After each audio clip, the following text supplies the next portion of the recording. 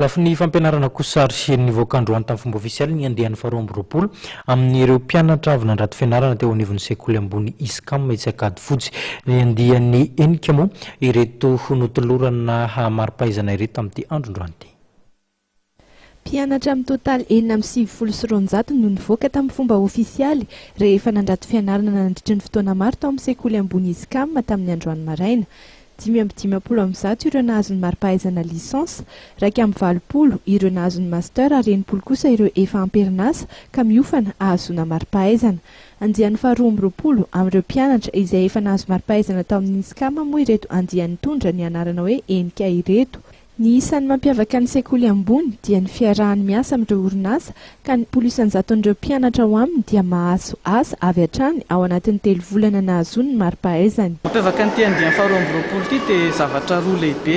Ny voalohany samban'izany tamin'ity taona ity izahay no namoaka ny formation continue diplômante, izany hoe ireo mpianatra efa miasa ireo fa manaraka ny efa aminay tafiditra ao anatin'ny sortie de promotion. Ny faharoa manarakarak'izay dia eo amin'ny fiara-miasanay amin'ny orinasa malagasy dia tamin'ity taona ity no betsaka indrindra zareo amin'ny lafin'ny fifanakalozana service zany. Dia ireo zavatra roa ireo zany no mitarika antsika amin'ny hevitra hoe atodika bebe kokoa foana hatrany hatrany makany amin'ny fiara-miasa amin'ny orinasa ny politika mpivoarana amin'izao fotoana izao. Anisan'ny sekoly ambony izay miezaka hatrany hanome fampiofanana ireo tanora mifanaraka amin'ny filan'ny orinasa ny sekoly ambony ISCAM.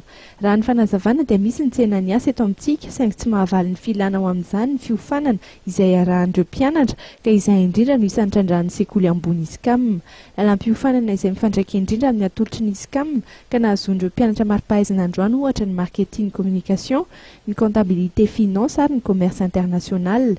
Isan'ny iray mpiany andiany enika moa ny Taleny Sokobis Ravelson Stéphane.